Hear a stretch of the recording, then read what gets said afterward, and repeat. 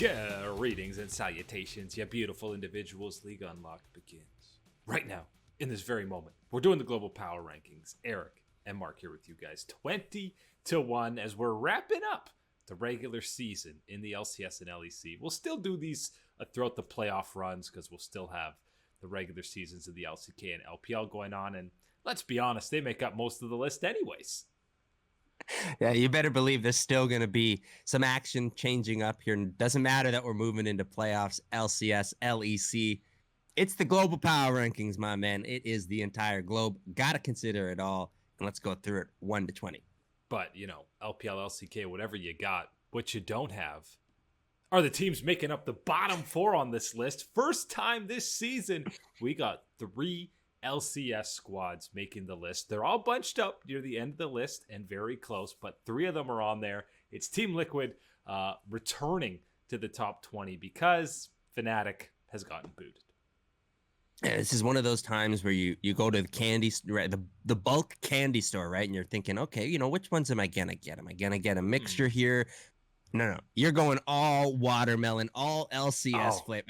Watermelon's too good of a flavor for the LCS. More like an apple.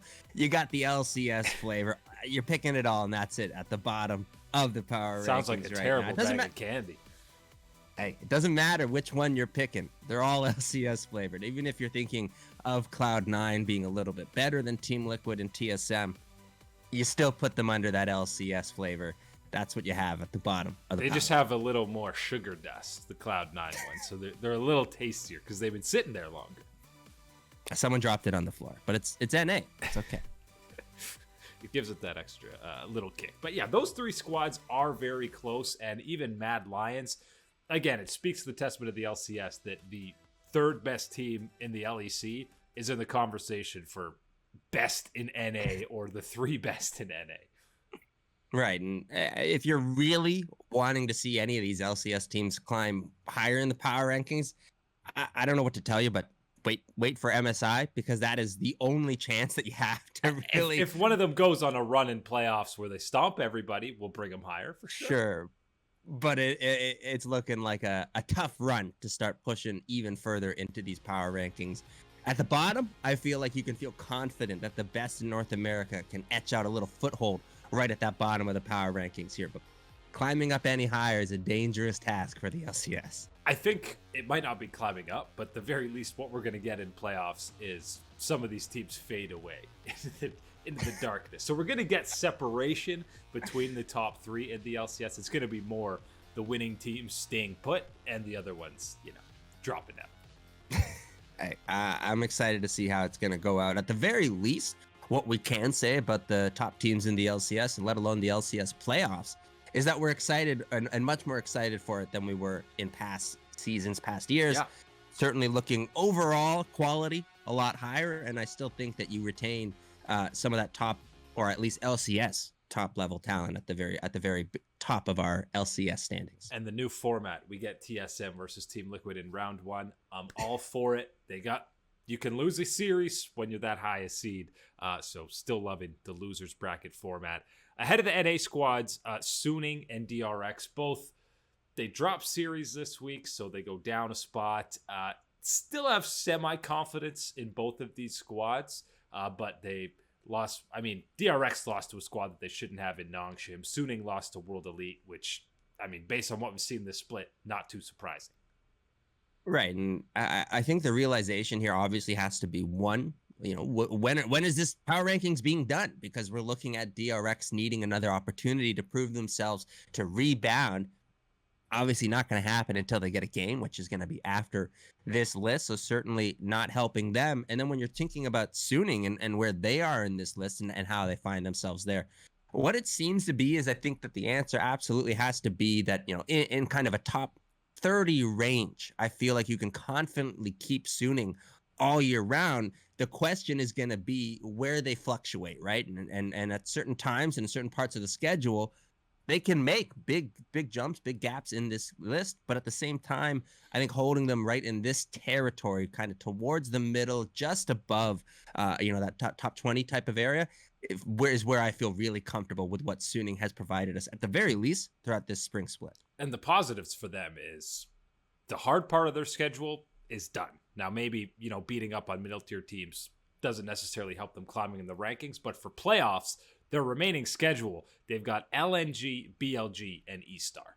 That's none of the top playoff contenders. So if you wanted a stretch to try and solidify yourself, make sure you're getting that playoff spot, that's about as friendly as it gets in the LPL. Need a 3-0 out of Suning with those three series on the docket. T1, they finally are climbing. We talked about it a bit in the LCK power rankings, but with the combination of DRX, Suning, Cloud9 even dropping games, T1 leapfrogs all the way to 14. That's the biggest climb they've had since week 1 that we were doing these. Hey, the global top 20 power rankings, it's like a club, and they were waiting to get in. The bouncer kept saying, what is this lineup? No, not happening, my man. And then he flashed the Faker card. Sees Faker, shows up. Right this way, Mr. Faker. Step on in. And passing by the LCS team, still waiting to get a drink at the bar. In the back, yes, your VIP booth. Exactly. Perfect. This is where T1 finds themselves with a rebounding week in the power rankings for ourselves. Faker back in the lineup, the power stability that he brings to this team and the coordination all looked good throughout their performance. And again, still in the same boat as DRX, where really the thing that it's holding T1 from having a chance to move even higher in this list, which I know, let's take a breath, because we're making steps week after week here with this T1, and this is the first week we're really taking. They only played the one series. That should speak exactly, to how impressive that series win was to 2-0 Gen G in dominant fashion. But we're again not enough. Not enough to have T1 be happy yet. Where they are in the power rankings. Exactly. Still need to keep climbing. Still need to put some results up. And that's only going to happen when we get some games. And for, the squads ahead of them, IG's a team that I'm honestly just waiting to drop these guys further and further every week. It's only down a spot this week. They had the loss to Rare Adam. And you know what? To their credit, that was a good series. Rare Adam had been playing super well. Obviously, their streak got ended by LGD after that. And then IG bounces back against some lower tier LPL teams. But I'm still holding out hope for IG, but it's getting less and less every week. The problem with IG, again, you as you said, you always feel like you're going to just have to let the shoe drop to the floor, right? Let them drop from one of these type of performances, and then they always find a way to bounce back. What we are waiting for, and what you should be waiting for at home, LPL playoffs. LPL playoffs for so many reasons. 7-7. But I got the faith. I got the faith in that much at the very least. And then when you're talking about what they're gonna do, hey man, that was a full coin flip when you get the playoffs. There's still 10 teams, I believe, that can make playoffs in the LPL. Obviously, only 8 of them are getting there. But yes, you have more confidence for IG than somebody like LNG beating them for the final spot. But then you got Suning. Suning or IG as probably going to be an 8 seed in the LPL playoffs. Good. Yikes. The world finalists could be an 8 seed. That is super scary to think about a squad like IG, Suning, waiting in the wings. Because as I've said, with Suning, this is a team that can range all the way from a top 30, which is still not bad by any type of stretch of the imagination, but then reach the high levels of the peak of a team that is where they are in the power rankings and climbs in the power rankings. A squad like IG, Suning, these are the ones that you are dreading to get in that first round of the playoffs. Yeah, and sandwiched between those two LPL squads, we have Hanwha Life, who they beat Afrika and Live Sandbox this week. Took 3 games against Sandbox. It was a somewhat competitive series, more than you were expecting. But at the same time, we saw Sandbox 2-0 Gen G last week, so they're just playing better. I think Sandbox does deserve some credit for the way that the play has been going, but absolutely still, it leaves you wanting with this Hanwha Life, ready for that next step. That is a step that's not Chovy's performance for the squad is what we're really looking for them, and where you would want to see them keep climbing in the power rankings. I think you said it, looking at the jungler position and finding some stability there for Hanwha Life, and finding someone to really kind of, not only be stable, but be able to work and gel with the rest of the squad really well. That is something that I think can take this squad to that next level. Absolutely. It's about people outside of Chovy stepping up and getting him, because we know he can play whatever the hell he wants. He's playing Aatrox, he's playing Lilium, my man, he's playing anything. Yeah, and he's going to be up 30 CS at 15 minutes on whatever champion it is. Doesn't even matter if it's Sion, but Hanwha's still sitting outside of that top 10 for the moment.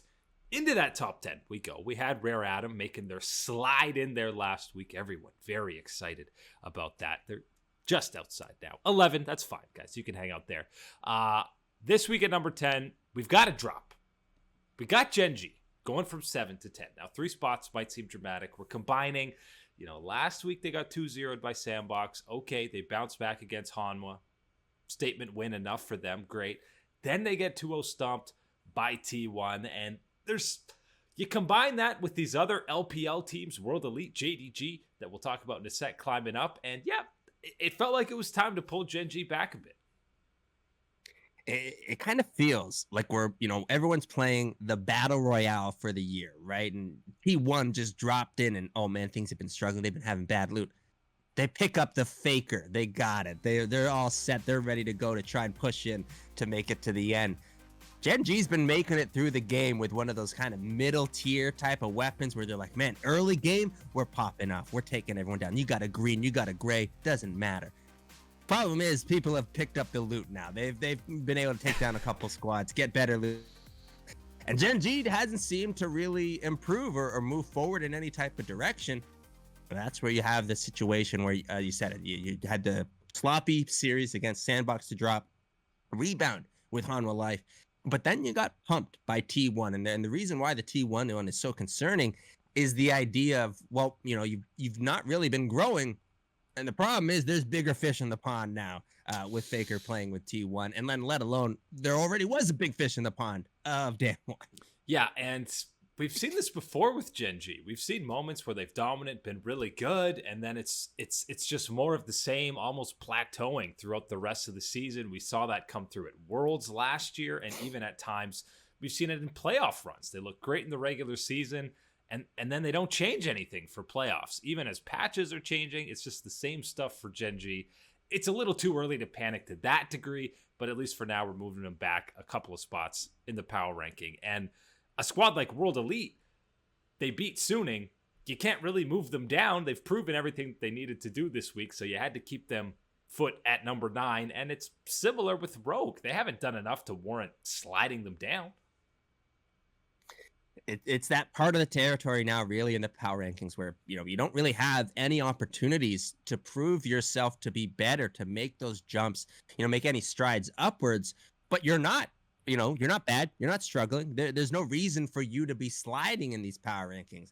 Just waiting for the opportunity that only playoffs or type of matchup against the better squads in your region can provide. And unfortunately for WE and Rogue, as you can look in the schedule, that's not going to happen till playoffs.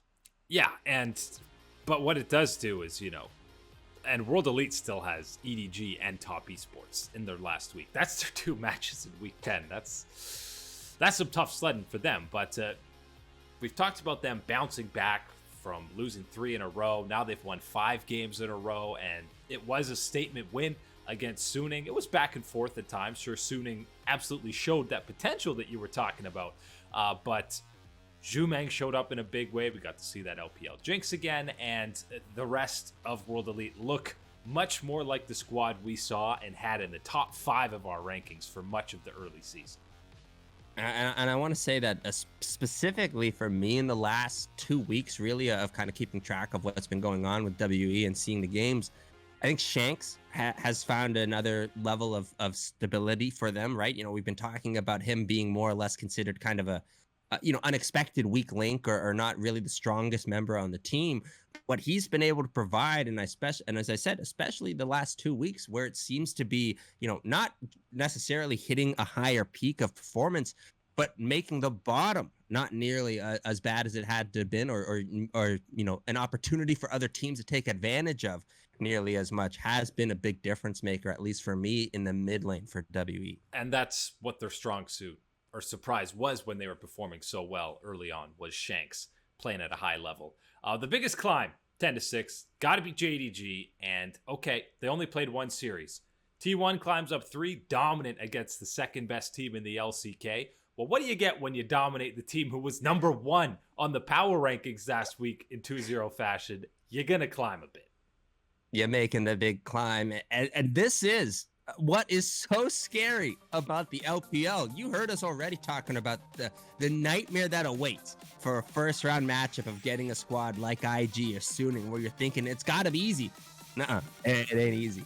And then you're talking about that next tier that you got to go up against, and it's the JDGs. They're the 7 seed right now. 7! Oh, my Lord. What an absolute minefield it is of the LPL playoffs. There's no easy matchups. Once you're in, you're locked in. Well, welcome to the OK Corral, my man. It is going to be a beatdown.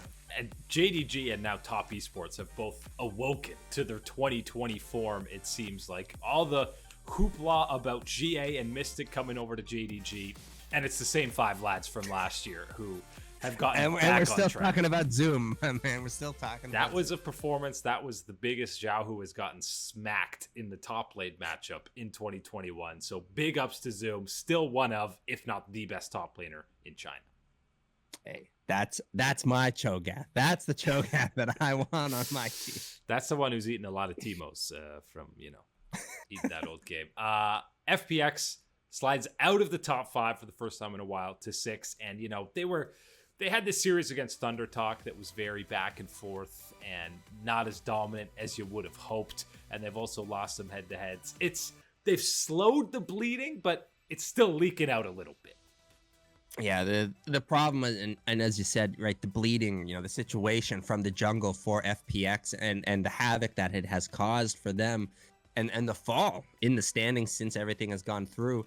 Yes, there's been various times in the last 2 weeks where it seems that they had stopped the bleeding or at least minimized it. But still, the problem is that as they slide down and as the bleeding keeps going, it's affecting other parts now of the game, of FPX and what they've been doing. We've been talking them up, and at their very peak, we were talking about how everything, every aspect, all 5 members, not just the jungle, was going so well for FPX. Starting to see some slips in every aspect. It's unfair, I think, to put it on one individual right now with FPX, but every aspect of it starting to slide. And absolutely not the region and not the time to have that. Now, as we look into the top 5, because as FPX drops out, the standards are incredibly high for top 5 now. There's a lot of Chinese teams, as is always the case. And the big one is Top Esports coming in to that top 5. They had the head-to-head against EDG. It was a great series. That's enough to pull them up 2 spots to 4. EDG drops to 5. Head-to-head wins in the LPL when it's best of 3. You're going to leapfrog over them. And EDG, they're slipping. They've been as high as 1. We were talking about them. And much like FPX, they're moving down, whereas Top Esports are flying to the top. And really, for me, when you want to talk about these 2 teams, sure, there's a lot more that you can get into detail about. But if you want to simplify it, for me right now, you don't have to look any farther than just the top lane and what's been going on for these 2 squads. EDG, Flandre has been someone that, again, I've talked about many times, being super excited to see on his team, that he finally has that support around him and how he was playing even better at various points throughout the year. Now we check back in. Not quite the same story the past 2 weeks. Needs to step up his individual performance alongside the other issues still going on with EDG and a little drop in performance. But when you are looking at Top Esports making their climb in, why they are there and how they're making that extra point in, 369, my man, he is up there in the top side and he is saying, I've seen Xiaohu do some dirty work. I've seen people going in on Zoom. What about me? I'm still here, 369. Yeah, and he hasn't been talked about for almost all of the spring split. I know a lot of the hype has died down for Top Esports, but 369 especially, it was like, oh yeah, this is the guy who we were talking about as the second best top laner throughout the 2020 summer split. He's reaching that level again, which is absolutely terrifying for everybody else. EDG now, they dropped to RNG. They beat LGD in between, but that's 2 of 3 that they've dropped against some of the top contenders. So still barely holding on to that top 5 spot. G2, a 1-2 week. We've kind of already talked about this. It's it's an anomaly for them. It's the last week of the regular season. G2 likes to have fun on the Rift, you know? And if you've been anywhere near esports over the last 2 years, I don't think you would have been caught off guard by what happened this past weekend in the LEC from G2. Been known to, let off the gas maybe a little bit too early, not worried about situations in the regular season with all things locked up for them taken care of, ready for playoffs. Look, we can get all really strict about the certain situations and things with G2, but life's far too short for that, my man. I want to enjoy what we got and the team that they have prepared there, and I know that I'm going to enjoy what G2's got prepared for us in playoffs. Most people would take G2 versus the field in the LEC playoffs. I think that's pretty safe to say. The top two, RNG slips out of the top spot because of that loss to JDG. Not even close to Panic Town, but you do have to take them out of number one because Damwon just, is dominating teams again. And it's been several weeks. There's been a cycle of LPL teams overtaking that number one spot, but finally Damwon retakes their throne. It's unfortunate because Gen G hasn't really stepped up to that level to provide that extra bit of fire. It seems like only the Freddie Breon boys can make sure that we're getting Gen G's got one more crack at him. One more crack at him. Hopefully that they can rise up, but unfortunately, when you're looking at this situation from RNG, they've got to deal with the LPL, and that's what this is. A loss to JDG and the type of situations, the matchups that you're going to have being one of these teams in the LPL.